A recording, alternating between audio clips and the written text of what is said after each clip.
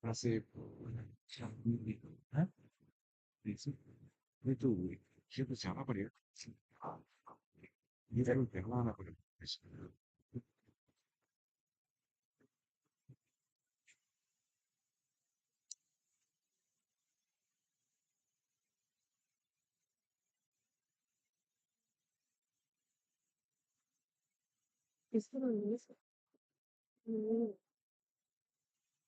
porque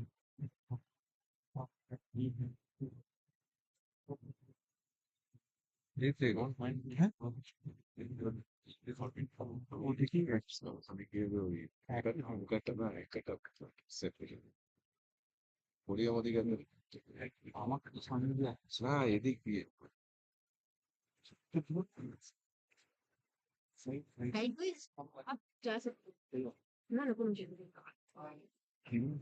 তাই আমি ঠিক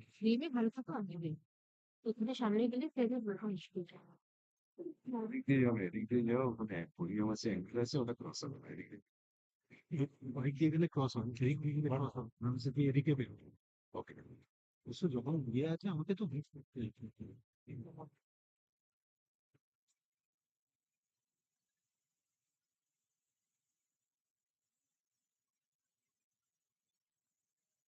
ঠিক আছে তো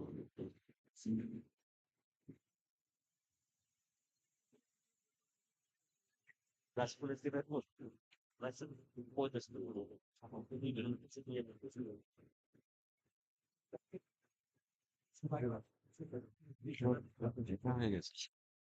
नहीं वो मैंने जिस फॉलो नहीं तो एडजस्ट करने का क्या जरूरत है इसको क्या लास्ट से उठाइए कहाँ क्या लगा फ्रंट पे ना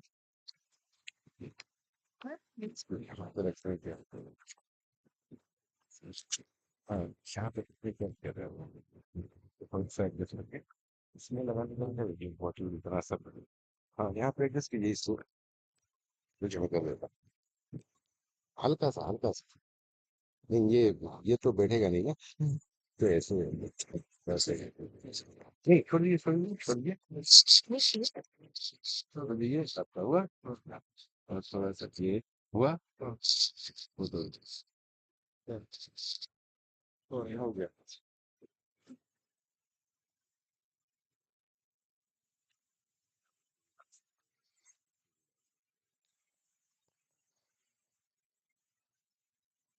तो आप वो करा सकते हो ऐसे नो ये एक्सेसिबल हो गया इसमें पकड़ गया उसको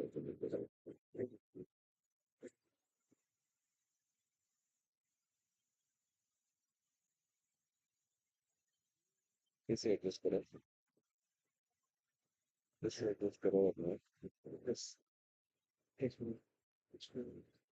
अच्छा अच्छा Ladies and gentlemen, welcome back after the session, after the inauguration session. So now we begin the most awaited lecture for the year, a session astronaut creating life. Let's begin with a equal round of applause. So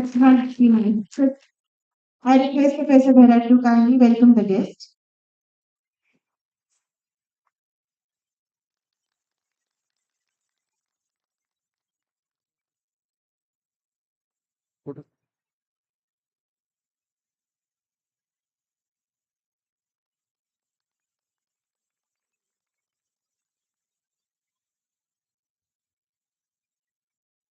Thank you, sir. To introduce his in personality, I request Dr. C.P. Singh, DD in Space, and Secretary ISD, to introduce the guest. Thank you. I think even fondly known as Papa Nayak as a call sign, I think he need no introduction to this community. And he's a very famous astronaut in India. And very soon, I think in future, he will be our Gaganyatri. But since this task has been given to me, just to introduce, I'll take a few minutes and introduce and just read out his biodata.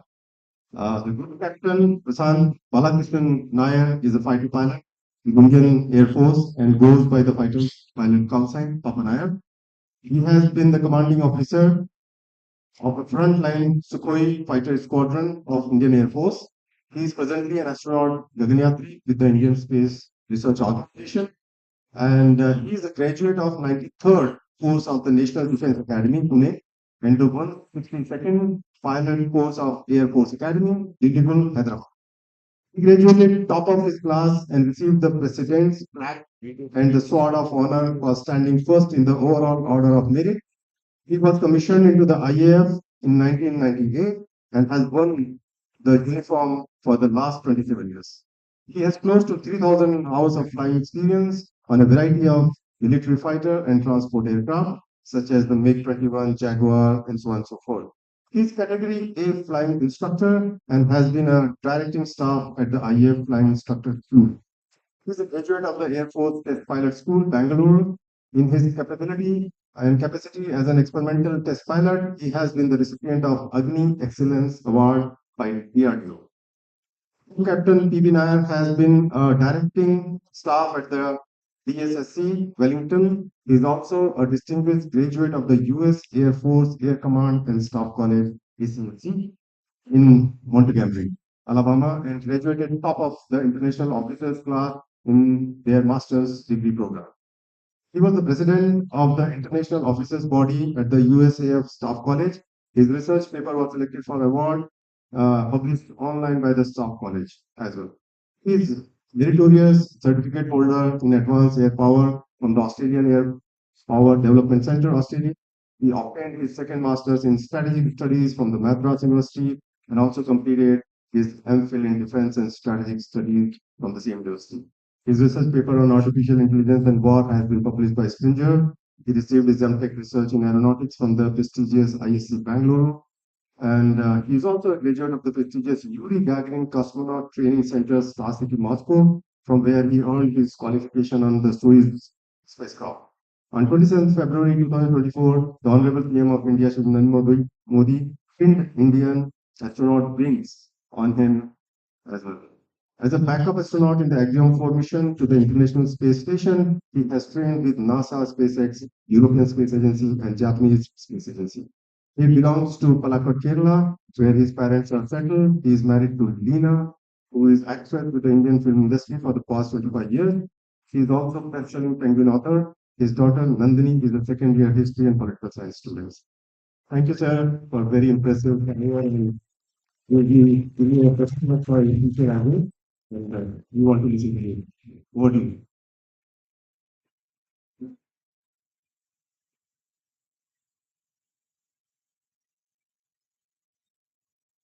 Jai Hind. Maybe a better response. Jai Hind.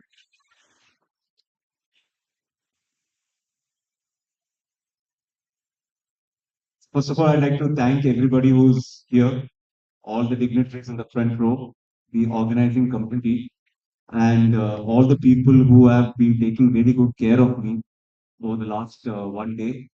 And right from the people at the reception center in the accommodation out here, to Professor Barua, to Dr. Vinod, and everybody else whom I've interacted.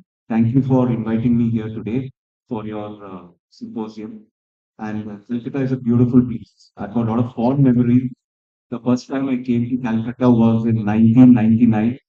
And the first place I saw was after getting down the station, I went to Barrackpore, Air Force Station Barrackpore in 1999. And I did my technical training initially on the MiG-21 for about a month and a half. And the Calcutta of that time was totally different, 1999. Before proceeding to Tejpur, Assam for flying the now decommissioned MiG-21. And over a period of all these years, on and off, I've been to Calcutta as a transit point only on the way to Northeast.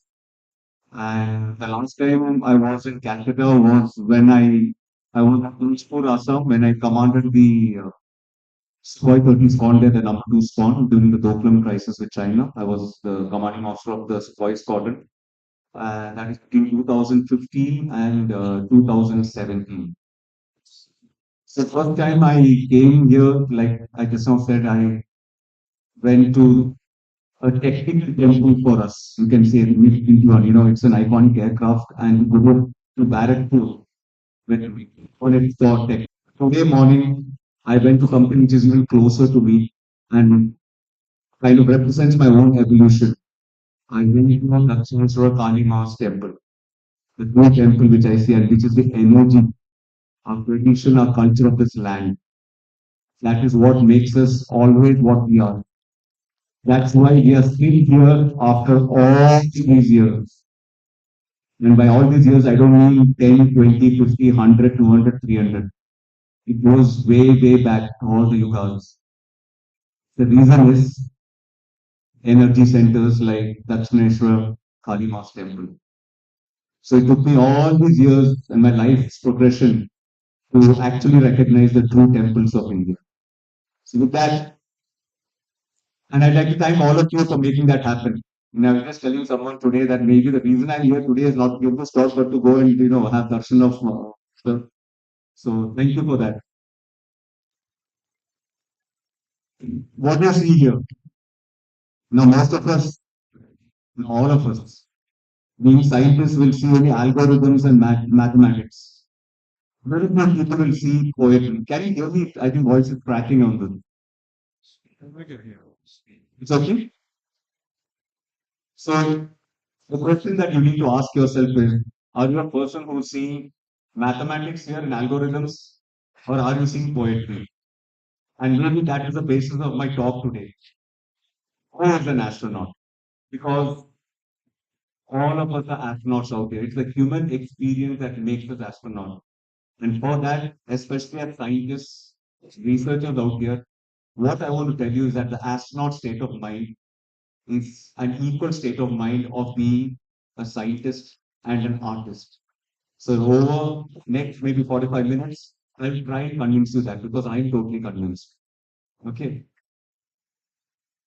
Initially, when we go for any program, which is an initial program like the space programs, like like whether Neil Armstrong or Yuri Gagarin, since the equipment is not proven, we always take a fighter pilot because we are used to handling very fast moving machines and taking emergency actions when things go wrong for saving life, but more importantly, for the national mission, saving the mission. Because anytime there's something happens which is, catastrophic, it will set the mission many years back and will stop the national development. So fighter pilots, by the mere fact that, we are trained, not that we are God's own gift to mankind, just because we are trained and there is some screw loose in us because we love to take our big birds and fly all the way up. That's the artist rendition of my actual flight over the valley of Assam few years back. And it's beautiful actually when you take over, when you get airborne from Tejpur, the beautiful Brahmaputra Valley, and the Sukhoi 20 is a massive aircraft and very powerful. You can almost go into a vertical line. And within a minute, as you climb up from the valley of Brahmaputra, you suddenly the Himalayas open up. And through the Himalayas, like God has taken a very big knife and sliced out the plateau of Tibet. You can see Tibet very far away. And in a very clear day in the sky, it's very clear. Far away, you can see the snow-capped mountains of Lhasa in Tibet. And then this side, you see the Bay of Bengal. You see the Brahmaputra Valley. You've got to be flying high now, and you, as all remote sensing scientists, researchers know, up the view get better, and Sukhoi can go high, even if though it's not a satellite. You keep going up, and it's beautiful. And you see nature as it is, without any strife. That's why, Tibet, this side the Himalayas, on the into the Bay of Bengal, and the Brahmaputra Valley below you, and you fly very low also. And at night time, it's a different kind of beauty. When we fly at night time and we fly through the Siliguri chicken neck, so the BSF border post with the Bangladesh is fully lit up. So you can actually trace out the entire diagram of Bangladesh because it's lit up by the BSF. And it's beautiful. So when we go from Assam, we enter the valley, we go through Hachimara, and then we go through this entire chicken neck, we turn left and we trace the entire, Bangladesh on the left. On the right, Nepal. I mean, that's not lit up, but, on our maps, in our aircraft, we see that. We go to the chicken neck and then we enter Bengal, Calcutta, into the Bay of Bengal, to the right plains of India. So this is the route which I have always flown, most fighter pilots have seen, and I've been privileged to do that. So what else does an astronaut do initially now? He also has to be a test pilot. Why a test pilot? It's not that he's going on giving exams. Many people actually thought they're giving exams. So I actually want to clear the air because it's important. You should know who your astronauts are. Test pilots are selected among fighter pilots, and there is a 3 to 4 people are selected every year through a rigorous selection, and they undergo 1 year course in the test pilot school in Bangalore. In which you fly all kinds of aircraft, and not only do test pilots do once you become a test pilot, like Neil Armstrong, all are test pilots, right? We are supposed to make good prototype aircrafts, and along with the designer and scientist, test it to its entire flight envelope, weapon envelope, radar envelope. We take off engines, shut down engines, rewrite engines, fix designs into the aircraft, fire designs, take Russian weapons to on Western platforms, take Western and aircraft to Western missile weapons, avionics, all those kinds of things, radars. So we take it up and try for its entire flight envelope. It's dangerous but fun also. So again now Gaganyaan program. Initially, when you're making a prototype program, before it is released to the fleet, civilians and other maybe defense people, it has been tested by people like us because some anything go wrong and you should have to take split-second decisions which will save the program. So that's why you need to be a test pilot. What else is an astronaut state of mind? Finally, you got to be sitting on that capsule out there and wait for 300.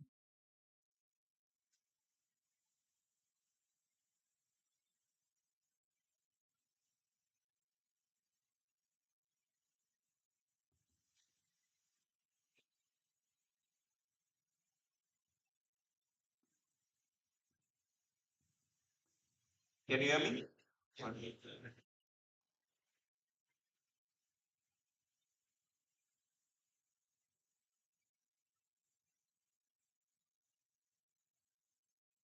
Hello.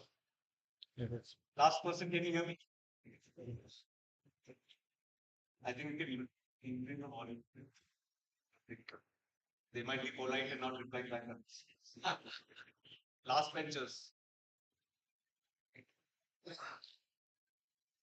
Yeah, then.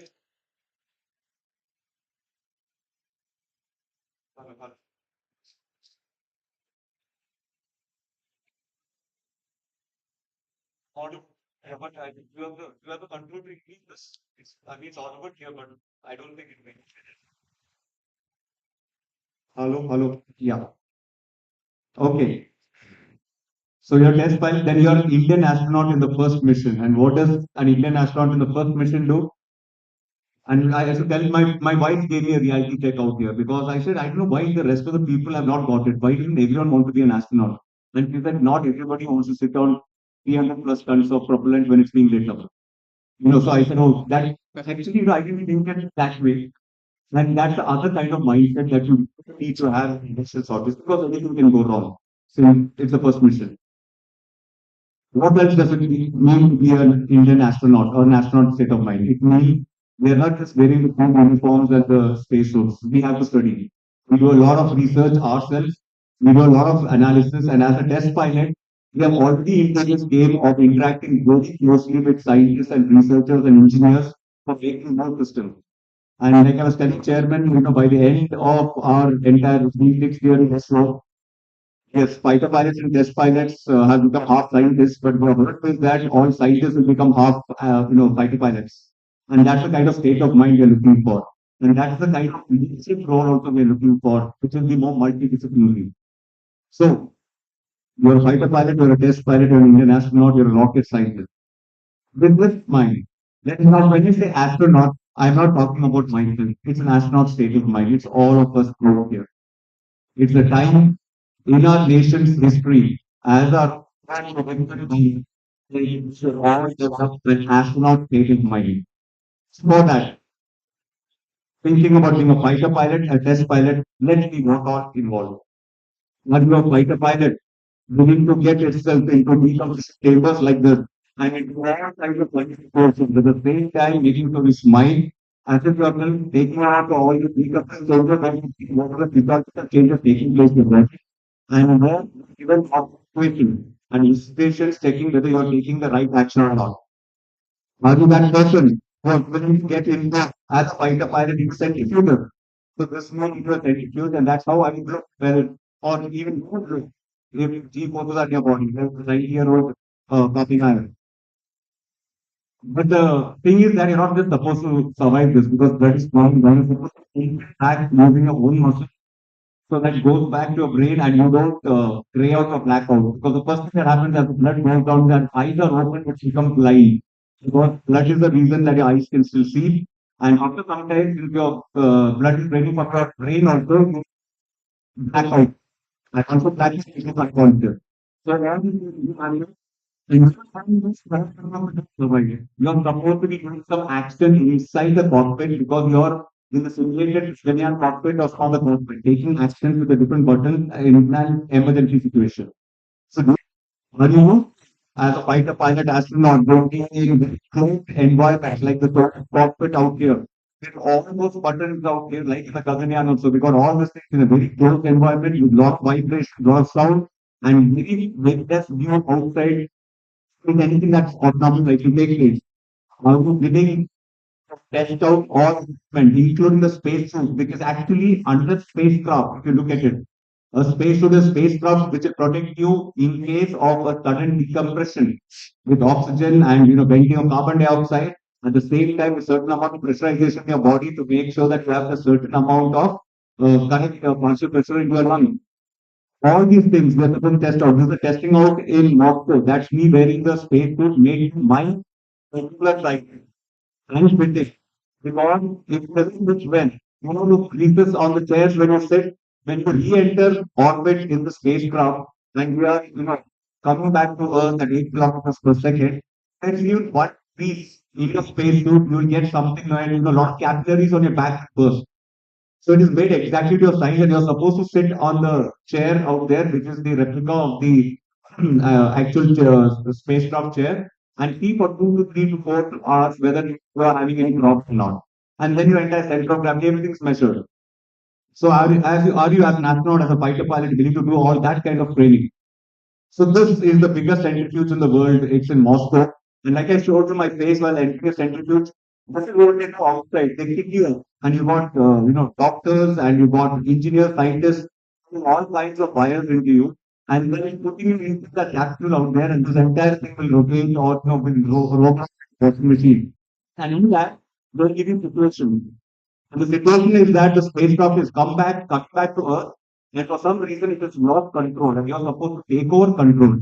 And in the simulation in Russia, as you move the control, the centrifuge force of your body changes because you're directly controlling the centrifuge. And what there is that pass mark is you're supposed to get the capsule. Like we are also going to be landing on the Bay of Bengal. The circular exit probability is 5 kilometers. We're supposed to land plus minus 5 kilometers CP, help your fate. You think the control with the engines and the thrusters directly. And also this, you are not supposed to cause gravitational forces in the centrifuge to increase beyond 6.5 G. If you increase beyond 6.5 G as a hard stop, so if you go beyond 5 kilometers, that simulation run is failed. And imagine, like I told you, you are not on the best of circumstances. Your entire body is as if it's in a washing machine. So, is it that state of mind? Are you willing? Go and have all these practices. So that's me very good in this coming next week. I'm going to be in there also flying.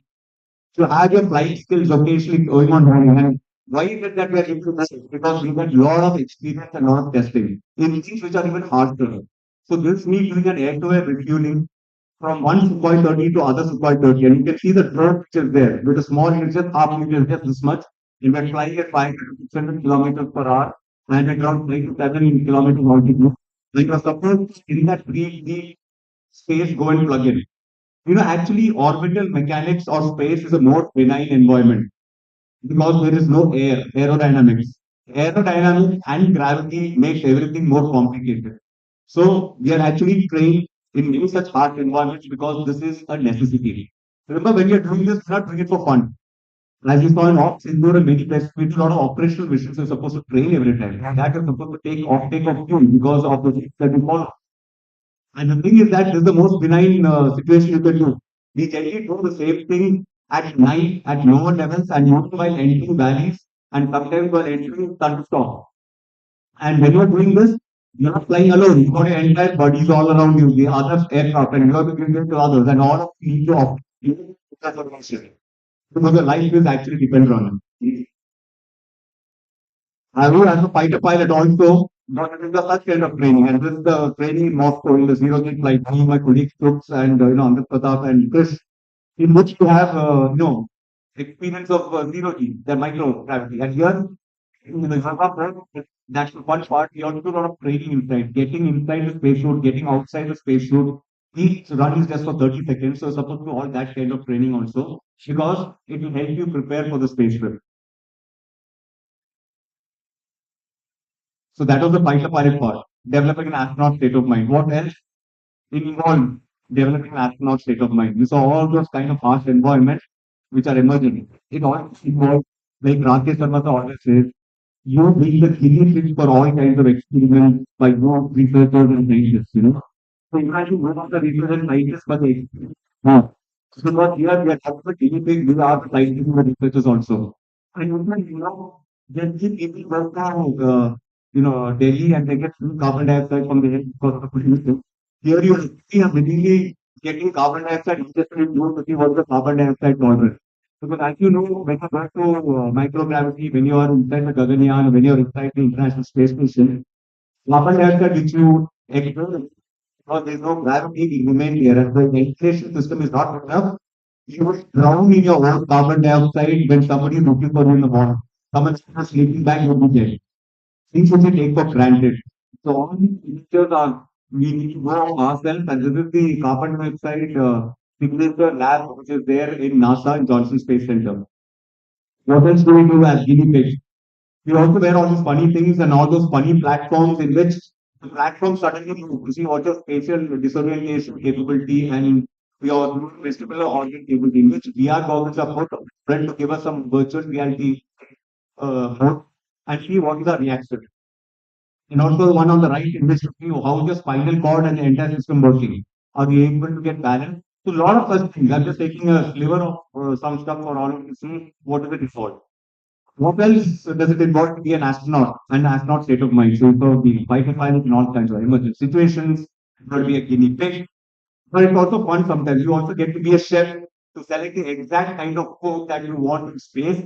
Research on it, whether it's through close interaction with DFR in Mysore or the CSIR labs, and see the kind of food that you want, what the consistency, whether it's going to be very granular and unnecessarily float and find a correct electrical circuit to go in short circuit, or what the kind of pattern you want, things, and whether it's your culturally close to your to select that kind of food, and obviously all of them have to go through some testing. So that's us doing all those kind of tests to make sure the right kind of food is selected. But just selecting and preparing a food is not good enough. You're supposed to cook it in space also, right? So a lot of equipment, things which we took for granted, that one microwave or that one meeting or telling our parents or kids or sisters to do it, we are supposed to do it there. And everything so space, so there's a precise procedure to do it. Those equipments are very costly and there's a lot of hot water which are handling and all those local space may not be there. So we got that entire thing, which is important. And not good.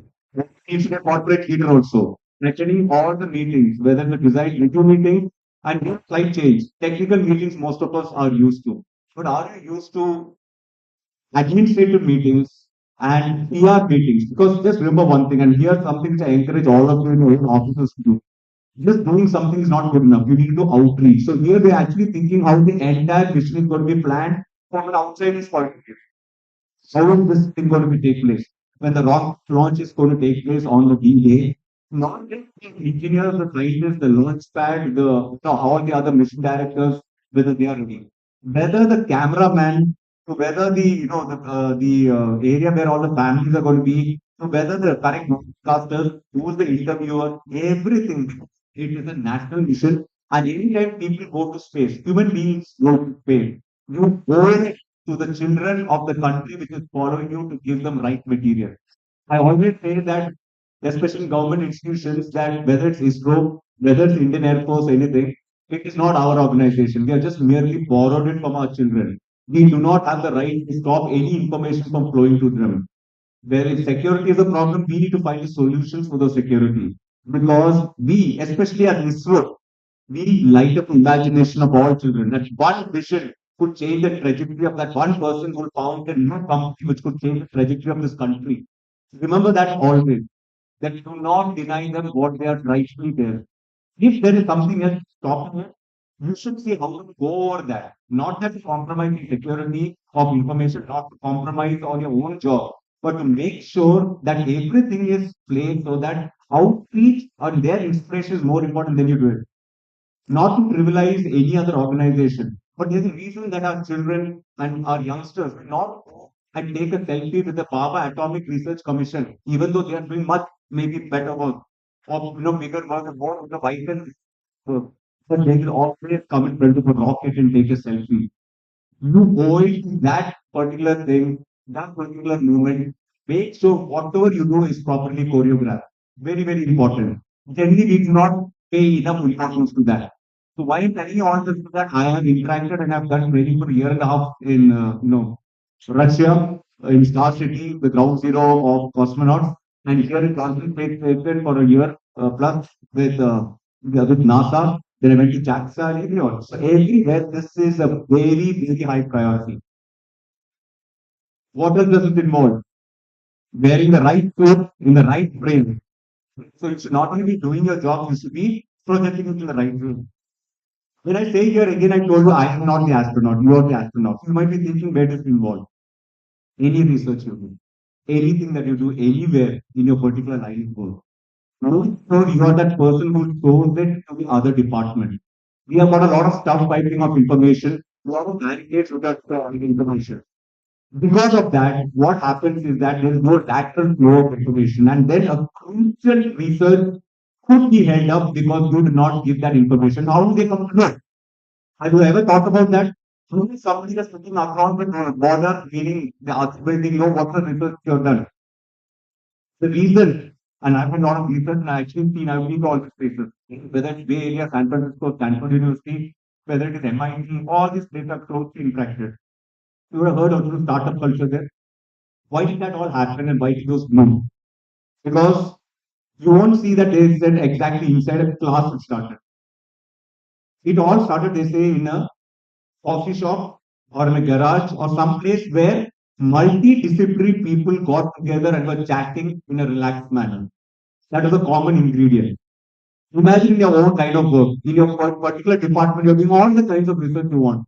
Imagine you're walking up to a coffee shop, you do some kind of mapping work, some other person is doing an AI work, a third person is doing an art work, a fifth person is doing an application work. And then you have the person who did all this and says, oh, I got the idea for Facebook. Let me get all of them to make Facebook. This is exactly what happened. So in your own department, I want you to think about where is it that you are rejecting the things which you are doing. For example, I just came to know some time back, being in ISRO also, that Mapple's backbone is based on ISRO. So to know what Mapple's is, I just, at least in this room, I hope you all know what Mapple's. Yeah, because why I'm saying this is many other places when I went, people are looking at me when I said Mapple's. That's our problem. It was not the problem people listen to it. Because I would like to stand here and say that if you want to contact me, contact me. RSI, I hope again you know what I'm talking about. RSI, it's over that WhatsApp to them. You go to text me, don't email me. Go to me. And if you want to find my Google address, go to me. Go to that thing. We are India. We are not a Suriname, a Bangladesh, a Sri Lanka, a Pakistan, a Nepal, a Burma, a European country. No, we are India. I can see all the people. Which other country than India can say this?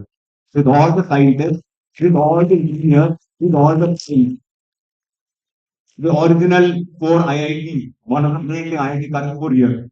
All of them are going up. I'll show you those slides also. Only we can say that. So we need to first of all promote ourselves because nobody else has no resources. What else do you need to be as an astronaut? You need to select the right train. You need to hone yourself. I can't just say one day that, okay, I'm going to do outreach, I'm going to do one thing. You have to develop that skill. And again, it is the basic thing you have to do. What's national mindset? It is not just a scientific mindset. It is also the mindset of being an artist. You should be willing, as a scientist, now you're comfortable, be an artist. What does artist go to all those fields which are not artistic? And you know that, whether it's commerce, whether it's economics, whether it's diplomacy, whether it's communication, whether it's history. This is what is going to make you a leader, and this is going to be a $1 billion company and contribution to the.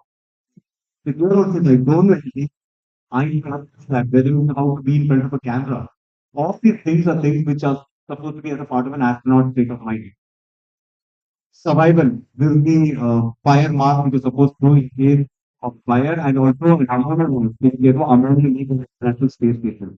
So how do you bring as an astronaut state of mind to get outside a comfort zone and to learn the things that might kill you?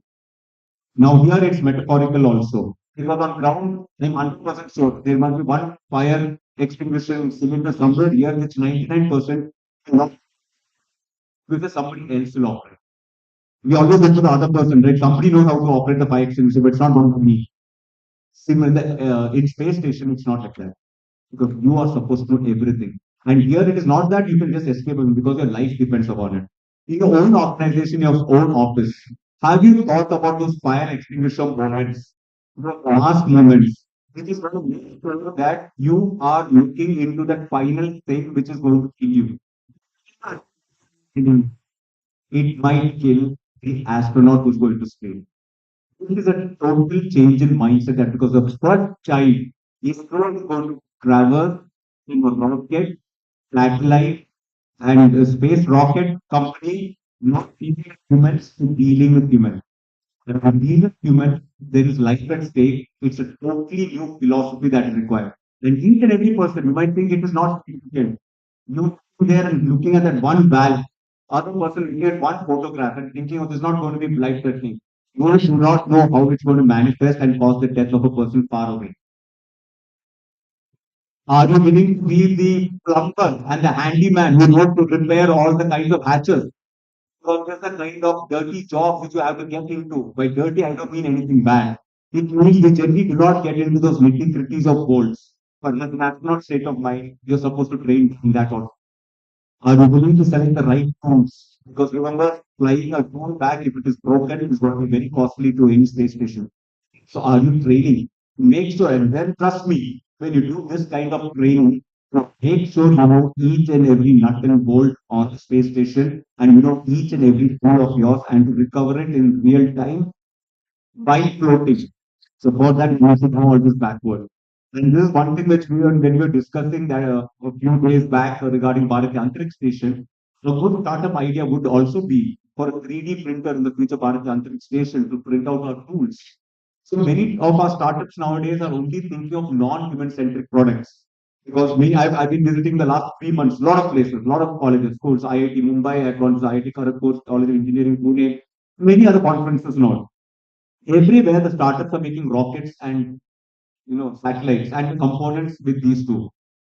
There's a reason I'm standing here. It's a time for a human being to go to space in India. Gaganyatri, an Indian astronaut.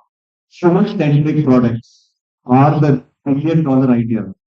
This is something step outside a comfort zone. Start looking at that. And anything a human is likely to go in space is a human-centric product. Because 3D tool making machine in 3D in space. All these are kind of things you need to get to think like that also. What else is an astronaut state of mind? An astronaut state of mind also means that feeling to operate with. So there's a space vehicle backup facility in Johnson Space Center, bottom one. Maybe this is plethora of equipment which is laid out in front of the space station walk-up. And we, as the not the jack of all trades, we are supposed to be the master of all trades because we can be in space and have a communication blackout. And then that $1 trillion thing which is orbiting in space and of national security of so many nations, we can't just say, okay, we'll come tomorrow and repair it. It has to be repaired. You have to do maintenance of it and you have to take real-time decisions based on very limited input available at that time because mission control could not everything. So we have training of all these kinds with food packets, with all the other equipment. The right thing is very important philosophical statement I want to tell you. You can see that these are electrical bricks for converting 110 volts to DC to AC, AC step down to 28 volts, inverters, converters, and all that. What I'm showing you out here is to show you the philosophy of how our minds think. You know, in the Russian segment of the International Space Station operates on 28 volts, and the American segment, US segment, operates on 110 volts. Since they were enemies during the Cold War, they decided they are not going to any collaboration that way, but they'll have a separate voltage system. But they all are part of the one single International Space Station, and it is orbiting and surviving even now, right? Two separate philosophies have survived. Why I'm telling you this is that when you were in Russia, the Russians told it all the reasons why 110 volts is the most useless thing in the world. The Americans 110 volts. And when I was in USA, the Americans convinced me that the 28 volt was what you could ever do in life. They both could convince an Eskimo to have ice cream.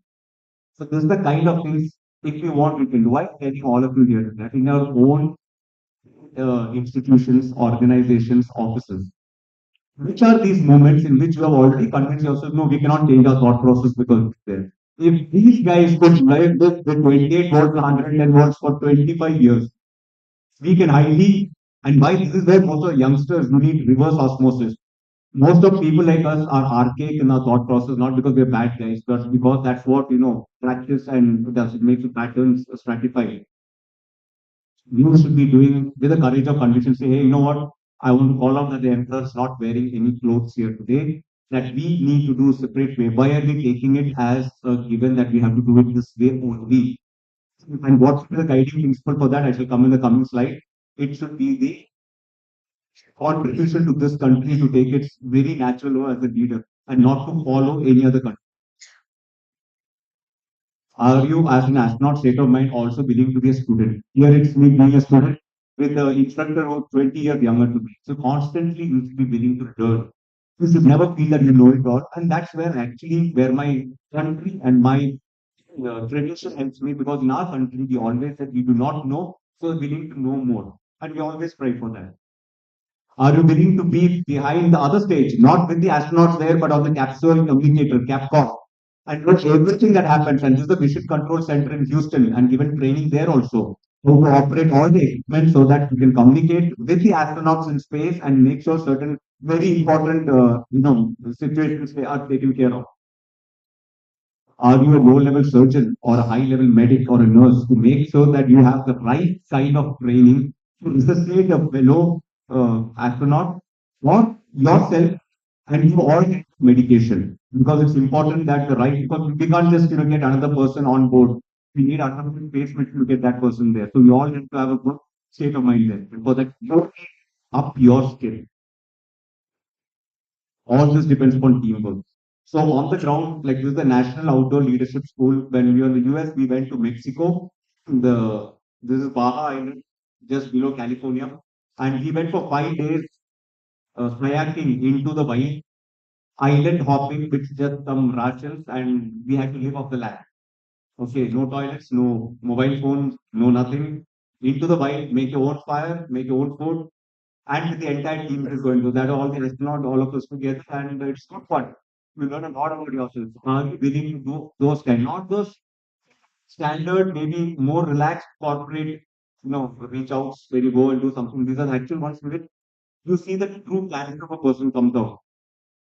Now, this photograph is again, we prepare our equipment before we cast out. So, going to space, you require a separate kind of skill or supposed to get ready for it when we keep training. When you do train for the space, you may have taken some skill which has got nothing to do with space. So here, you should know entire boating and preparing your canoe and kayak. While showing on this photograph, also the rightness photograph of command. She's been to space and won the record along with, all the top grade of the 2000 and all. She's 65 years of age, and neither he make the wrong work and cast of it. She has no any thought commitment that is required. Are we willing in our own place, irrespective of seniority or age, get our hands into the game?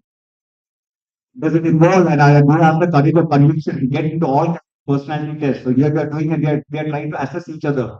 and getting raw feedback to each other. Because when you are in a closed environment, like a big board or a big weather environment inside the International Space Station, or Gaganyaan capsule, or the Bharatiya Antariksh Station tomorrow, we have to make sure our weaknesses are mitigated by the strengths of each other. So this is the kind of things that we need to do. And like I told you, casting out into the ocean, into the wild. Do you have that kind of courage of conviction to go into places which are unexplored? Space, you may say, 400 kilometers is explored, but each mission is different, and outside is literally darkness. There's a training in Russia. So once the capsule land on the Bay of Bengal, it may capsize very fast because of the heat, and that time having to jump out, getting quickly the spacesuit itself. And if you got time, it's not leaking, but you need to still abandon the capsule. You can get into your winter survival wetsuit and jump into the ocean. The Gaganyaan capsule will not land over the sea, but the Soyuz does. So we had some desert survival also. So we had survived for 2 days in the desert. And Napoleon and Hitler did not survive the Russian winter, but we guys survived the Russian winter, on a lighter side. So it's really cold. Russian winters are cold. So supposed to survive, imagining that the capsule is landed and nobody's come for a rescue. Chopping wood, making a fire, eating, going to the toilet, everything out there, and making sure that we don't, die of frostbite. This is a tropical helicopter underwater extraction training in San Antonio, Texas. Why is it required? Imagine you might be thinking, where does this come into? No, it's not for survival once the capsule lands, and I showed you that was a previous one. So the SpaceX crew dragging lands over the sea. From the boat which picks you up, or the ship which picks you up, to go to land, it's a helicopter will take you. But a helicopter might have an accident. Imagine you've done an entire space mission for 6 months and you die because of the 10-minute helicopter ride. So this is the level of preparation that is required, and no chance are taken. Even to survive that 10-minute ride back, that is how serious the human space missions are. You are given extensive training that is simulated as a capsule of a helicopter, and the entire capsule in the swimming pool is inverted. It's a 10-meter capsule, and you are inverted in water with strapped up with helmet, and you are supposed to escape from there and make sure your other friends and your colleagues also escape, and you're supposed to come out. And then once you come out, form a formation and hope that some rescue people come for you. Are you, as an astronaut, also willing to be the scientist to go into all the labs and know the experiments that you are likely to do in space? Knowing the exact measurements, the real science behind it, because there's no second chance or second takes once you're there. That is the Axiom space suit which I got to try out there. That's the suit which has got the contract for NASA's Artemis mission, which will find its way to the moon also. So I was given a trial of that once I was there in Houston. And an interesting thing here is that the philosophy of the Americans now, the spacesuit caters for 3% female population, 3 percentile female population. Why this is a very important thing is that you must understand that we as the, I've seen as Indians, and this is where I'm saying our philosophy will change. We generally take a lot of metadata because not really, but we pay through our nose with America, USA and all, because they have converted their data into metadata, not data. But 95 percentile is going to restrict the kind of people here. But she happens to be short. Won't you send her? That's more important. See how you make your stuff right now. And this is where I'm saying thinking out of the box. So when your bosses are making something and making certain things because that's the way it has always been done, are you the person who's going to step up and say, sir, ma'am, let's make for 3% women percentile population? And when somebody tells you, no, no, no, that's not the way the Westerners are done, you should be the one saying, they are doing it now, but we never should have waited for them to do it for us to have changed that, right? Because half the time in all your and I'm sure you say, no, the global standards are required that we don't have to meet that. Just making the global standard, Americans and Europeans. Have you ever thought about it? Right now, also, if I open all made in dresses in India, all the made in India, find USA, not maximum made in India. But you open the tag, you'll find US, UK size. I see something out here, it will written US size so much, UK size so much. Don't we have that self-respect that we can put a Indian size there? That's why I said we are not a Suriname, we are not a Bangladesh, we are not some, we are the people who make everything here from chips to shirts. But we are not willing to put our own tags over there. Who will tell us to do that? How many things can the Prime Minister think for us? We make the shirts there in Tirupur or here or many other places. We are making all our shirts. We will put the tags for washing out here. If you open and see the tag there, it will be written in English, French, German, Thai, Burmese.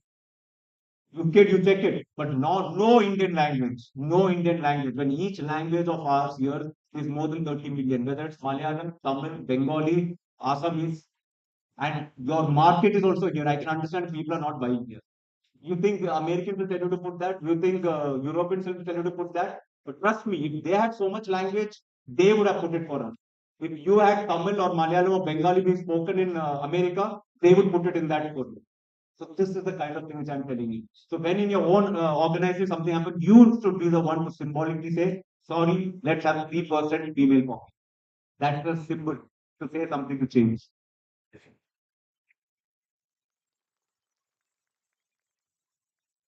So it's not all seriousness also. We have a lot of fun. So one good thing in all the places which I train for is it's really fun to train. So this with my Hungarian and the Polish friends and all, so what are experiments we do and all, it's really fun. We actually look forward to coming on a Monday morning and doing all our training.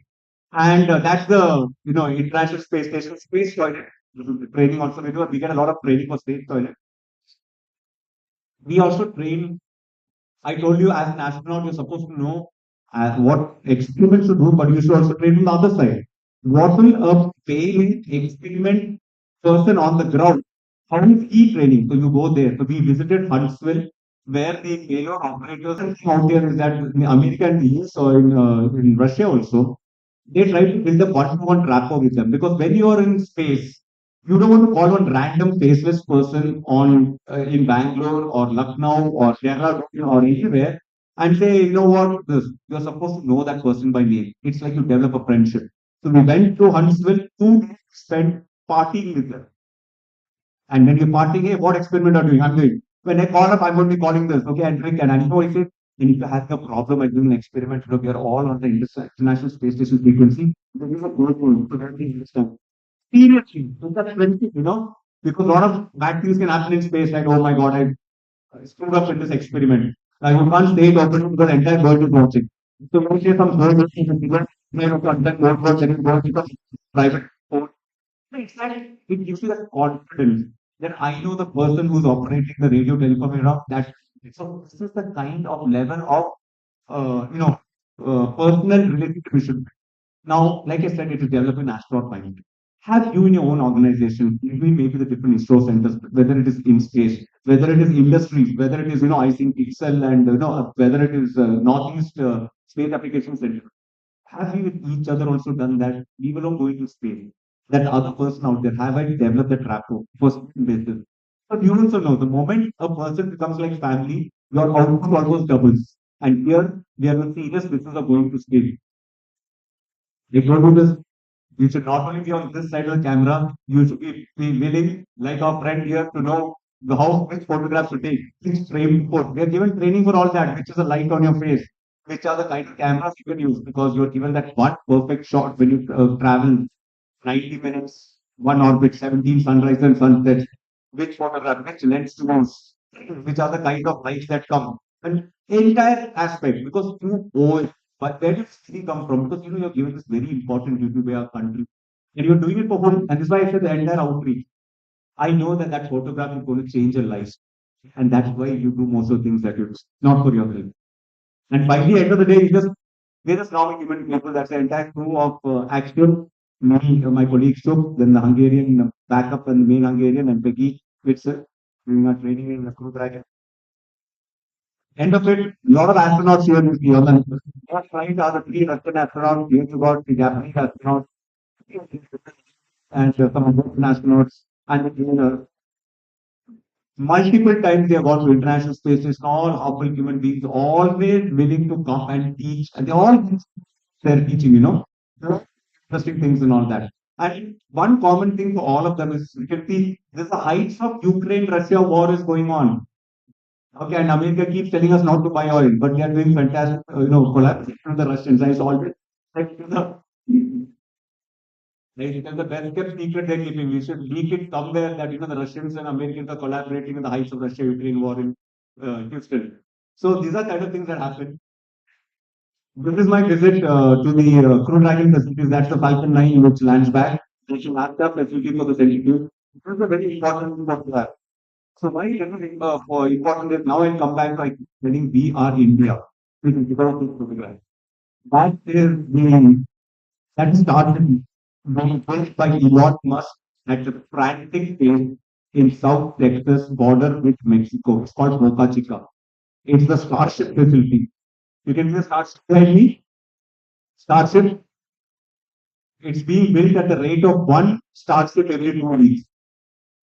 This is you have to see it to believe it. Fantastic place. All people having fun. 30% of the people Indian American.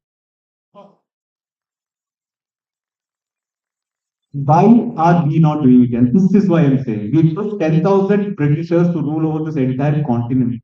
And I found one thing. It's against I see pattern. My brain works in patterns, The CEO of all companies everywhere are Indians. So that is the only Indian thing. You see whether it's Satya Nadella, whether it's Sundar Pichai, all those companies. But over it, you need a foreigner. Have you thought about that? And what does the foreigner do? He not even named the company, you understand? He has come and he's done that work, not Dr. Parmahan. He came, we saw, okay, one artist, one aggregator, one computer guy here, one historian. Let me make Facebook. Multidisciplinary approach, think like a leader, geopolitically, and coming to theme, not just science. Own up your artistry. And cross have skill up. I'm spending time in taking work from the other branch, and that's why I always say where I go, IIT Kharagpur, IIT Mumbai, anywhere, you should have multidisciplinary in your own institute because that is the actual game changer. Your country, your prime minister needs this from you because you should own the company, not Elon Musk. And guess what? Do you think anywhere in the world, any astronaut from any other country can give the same talk? Any European can tell this, any Japanese can tell this. Tomorrow make a Pakistan even because they'll say, okay, but on what basis will we make our own company? And I will say we can, 30% Indians, where we are, what all we do. Only we can do it.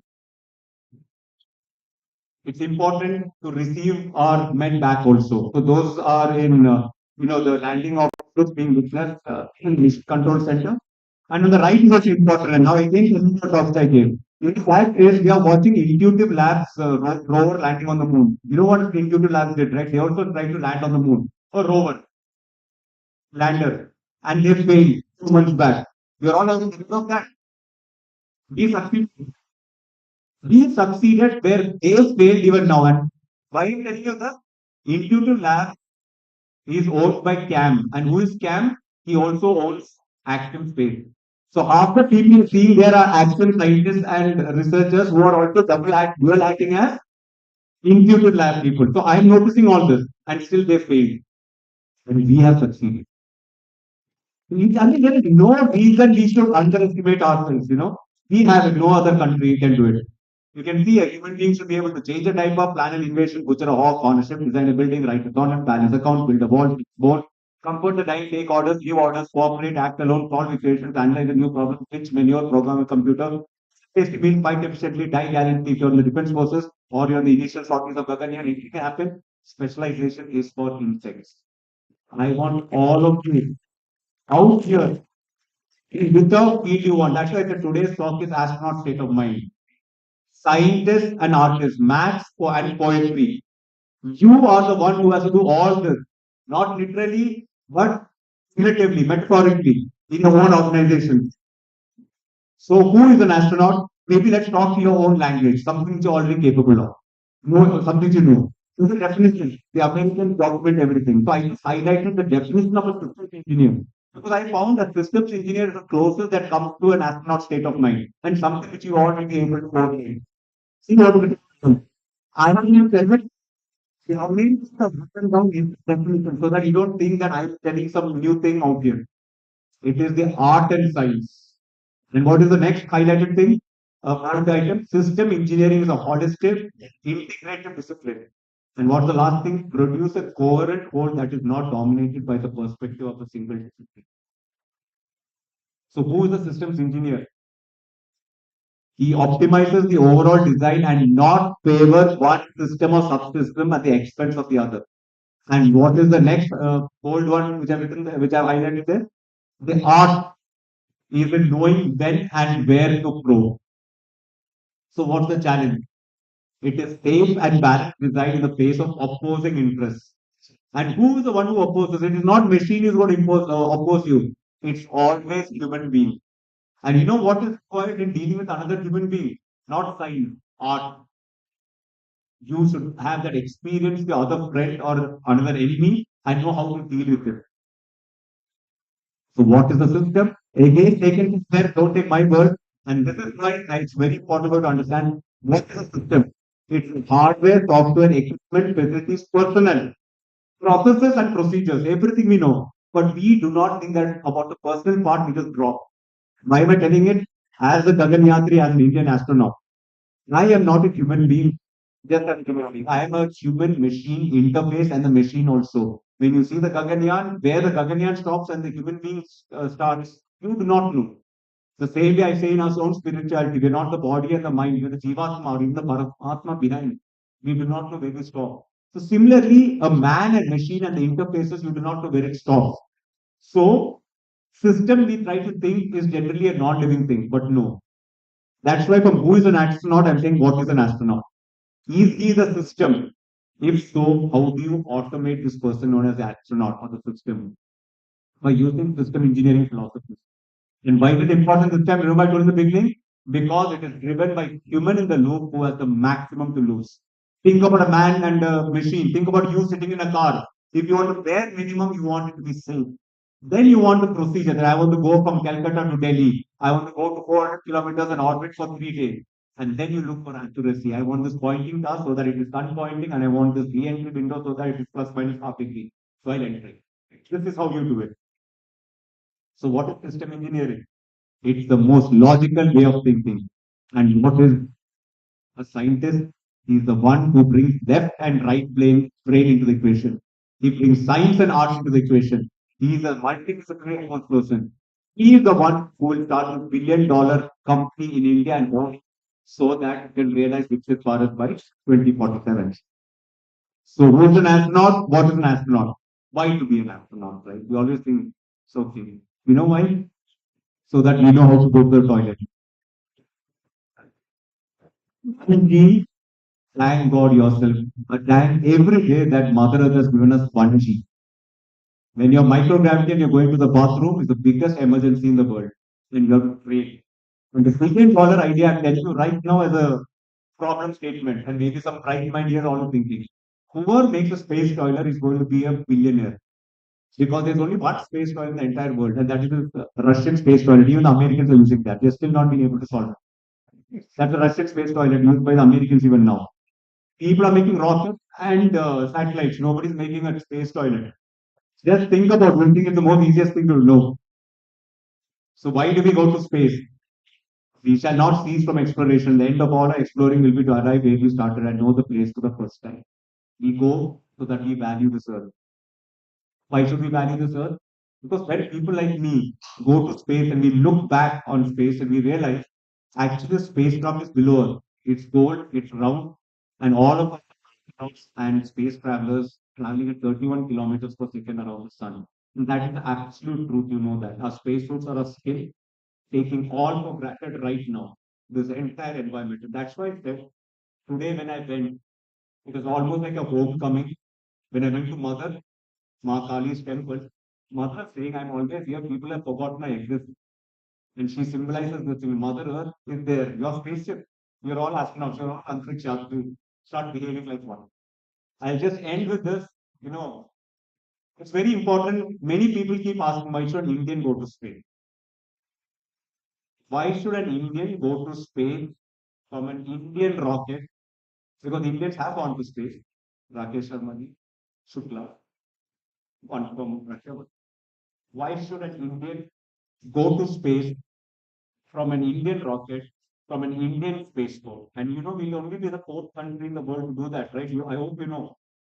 Cosmonaut if from Russia, astronaut if you're from USA, taikonaut if you're from China, because only if you send your own spacecraft capsule, you have the right to being an astronaut.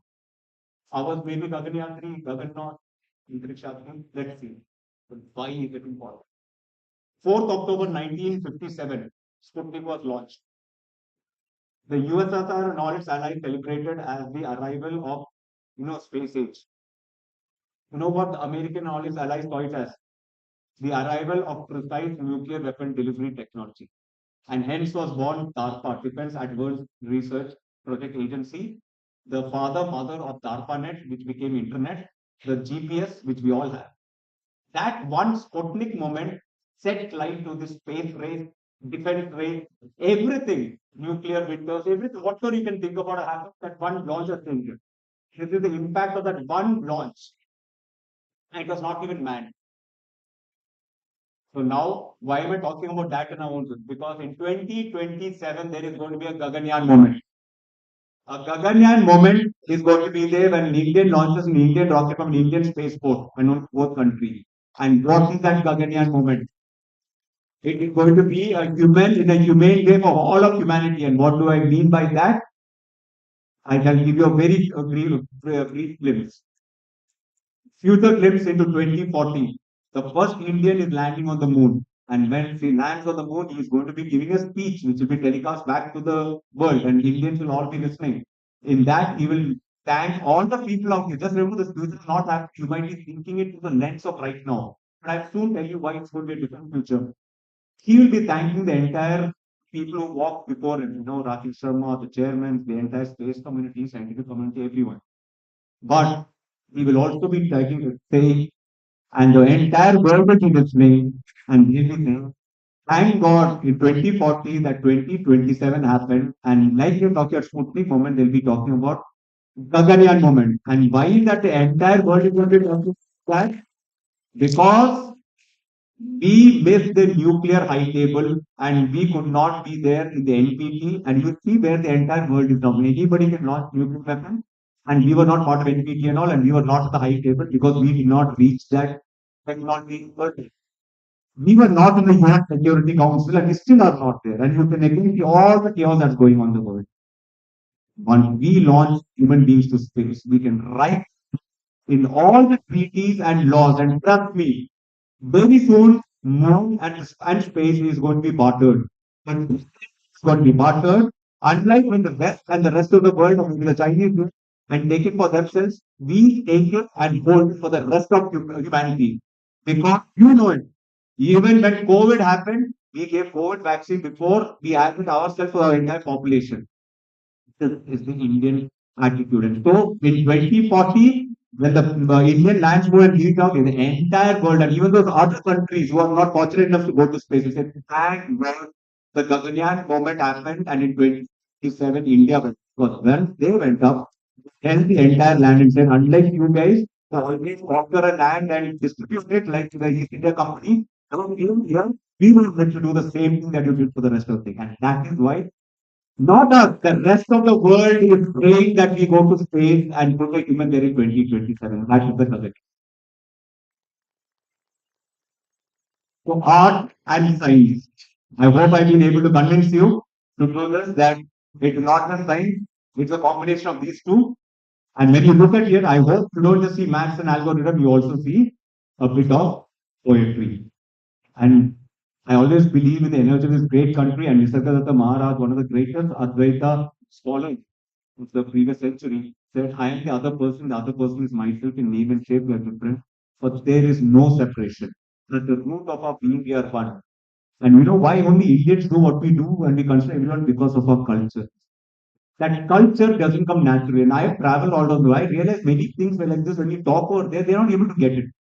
All of you individually get what I say. Our culture is very inclusive. Art and science was always there in the culture. This is Ardhanarishwari, half man, half woman. It was always there. We have forgotten it because the last 200, 300,000 years, we were given amnesia for whatever reason.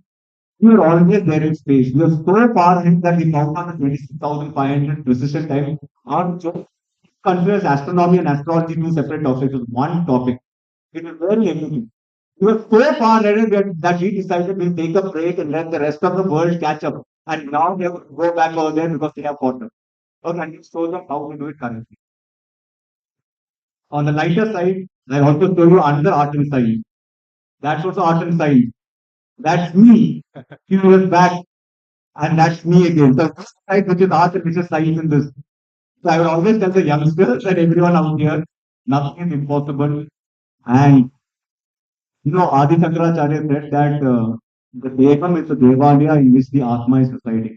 You have to take care of it because what if you don't take care of your health, you will not survive anything, and it will going to affect your mind also. Mind and matter, both of those things. Now, I always tell the children a few things. Never have the fear of missing out. Be relieved on missing out. Have a relief on missing out, and then finally equanimity. No fear, no relief. You know why? You are already old.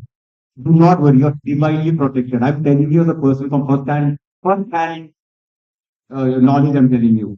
Do not have fear of missing out. It's perfectly in sync. Be a lifelong student. Have that curiosity in you always, please. Because that's what going to set you apart. I don't have to say to this crowd because most of you are very accomplished already. Hero and a personal trainer. I've seen people, everyone want to be celebrities nowadays. Okay, I totally understand. I'm not a body and mind, so I don't mind people coming and taking selfies and all. It's not okay.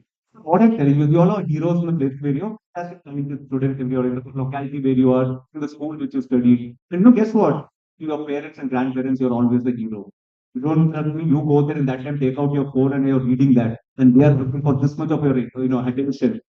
They consider you as your hero. Start giving attention there. You see, they made you what you are. You're already a superhero for them. And it starts from there. And this is what our country tells you. Our country is our mother, father, Mata Pita Guru Deva. We don't give time to that because we're always thinking half the time one foot is going abroad. And this time Trump has helped us with H1B. So thank you. You know, and personal trainer, again I say, we go to a gym, pay a lot of money go to a gym or some trainer or instructors and all, we pay a lot of money in our colleges. But since we have paid money, and now since they scold us, gym trainers scold us, we take that scolding. Because we have paid money, we tell you 20 push-ups, wrong, but because you say, finally, I'll build up my body or I'll get my degree, you're shouting and all, but it's okay, I paid money. My advice again from this thing is look at all people who give you back pain, who give you suffering, as your free personal trainer who comes to you for free. Okay, just because you're not paying him, don't take anything. And all suffering in life comes for free. Trust me. Suffering, enemies, bad friends, bad bosses, bad subordinates come for free. When they come, say, thank God I'm not paying any money for it and take that lesson from me. This is one personal advice I can tell you. Be number one. Be like a 1-year-old child who's seeing world for the first time. No judgment, nothing at all. Be one in everything that you do. That means try to be first, but not taking it competition. Bring everyone together. Like I said, art and science. And Vasudhaiva Kutumbakam. When we go to space, we're going to be one for the entire world. And be one, knowing from the Advaita point of view that you are already complete. Purnamata, Purnamitam. There's nothing which is going to make you complete more. You're already divine. You are not human beings looking for spiritual experience. You're spiritual beings having a human experience, and I'm telling you from personal experience. Finally, we ended and we have got space. Does that look like maths or does that look like poetry? Ladies and gentlemen, kids, thank you for patiently, hearing me out. Jai Hind, Jai Bharat.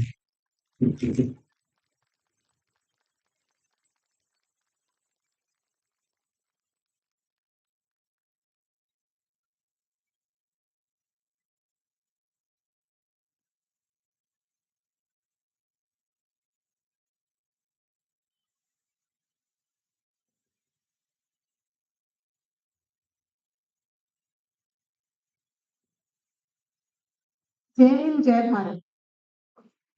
This was more of a leadership talk. We are all very inspired, sir, by your leadership, by all the life lessons we learned. So I believe most of us who are already scientists would.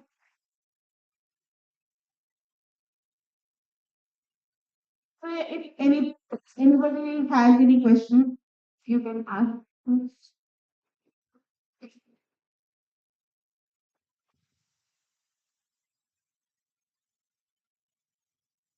Captain, I have a question for you. Hello. Hello. I remember Professor Dhawan who said the future of mankind will be determined by socio-cultural imperatives rather than science and technology alone. Somehow I feel that you are having an inclination towards that sort of a vision which can give the leadership to the world.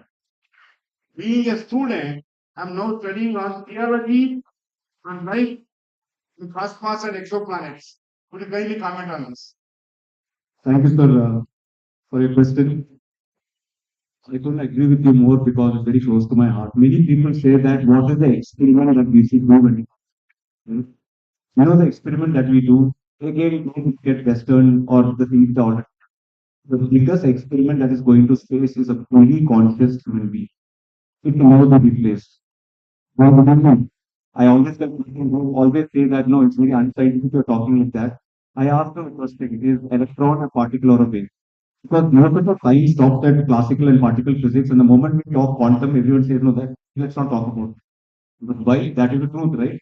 We know that classical and Newtonian physics is a convenient fiction, the same way that sun rising in the east is a convenient fiction, which we are just using for day-to-day lingo. But we know that the sun is not rising; we are only going around the sun. Similarly, over here also, it is human observation, like in a double slit experiment. It's a human observation which collapses the Schrodinger equation, which gives the probability, and we have got that one random superposition takes place of an electron, but it doesn't exist. And then totally, we are convinced of that, right? What caused that copyright integration, interpretation of what we have? It was a conscious measurement, right? We all know that, right? I'm not talking magic right now. It was that conscious observation. And who's the one who's done the conscious observation? Us. There's a reason why you can write an entire PhD thesis on the smell of rose or the taste of chocolate. But a person who's never smelled a rose or who's never tasted chocolate, just by reading that will never know it. There's something unique to a human experience. There are some 200 people listening to me right now, but I cannot put all your thoughts, any of your thoughts, two thoughts into an algorithm or a mathematical equation. You're listening the same thing, the same, what I'm talking about, all thoughts environment, education, ego state. Everything is different. And why are we denying that? The Western form of materialism denies this human experience. We have always given most importance to that. But you know what the problem is? Human experience cannot be put into normal English word. It can only be a pointer. And the moment so-called scientifically we cannot put something, things change. They say that it is not scientific. So what I'm hoping is that Gaganyaan moment of 2027 and forward, when we say it's the Indian time, we'll start valuing our own experiences. When Ramakrishna had experience of the Divine Mother not far away from here, many people called him mad. He's famous than any scientist, any Elon Musk or anyone, right? I went to the one today. Who's who has this? Maybe at that 10 years, maybe people ridiculed him. Test of time in things which are always there. And it is written in Adi Shankaracharya's Viveka Chudamani and Tattva Bodha also. That what is the only thing that is real? Nitya Anitya Vastu Vivekam. Have the discriminatory knowledge to know the difference between what is permanent and impermanent. What is not permanent? Mind is not permanent. This land shows you what is already permanent. Start going back more and more. We have already been there, we continue to be there, and we are going forward. We just have to not think short term. And short term is thinking that in my lifetime it should happen. Why? Who said? It will happen in your lifetime, but in your future reincarnated lifetime, because we believe in reincarnations also, right? Think of it that way. Do not be selfish, be self-centered. And to answer your question, sir, is the kind of thing which we should understand. That is our own, this is what is going to propel us in the future. And I want you all to understand that all the books that have to be ever been written have already been written in the world on a great land. And when I say the Indian way of thinking, I am not ridiculing the West or anything. In the West and many other places, they are thinking like us. Similarly, when I'm saying Indians thinking like this, there are many people here who are thinking like that. It is the Indian way of thinking that I'm emphasizing on. Okay, so this is our age and time, and the Gaganyaan moment will usher in that is what I hope. At least I will try to make sure from my side, without fear, Swami Vivekananda had said, you know, Today I went to his Samadhi. I found that nobody is there. I was the only person sitting in front of his Samadhi, one of the most energetic places. Then we forget our two trembles, I can tell you. He said that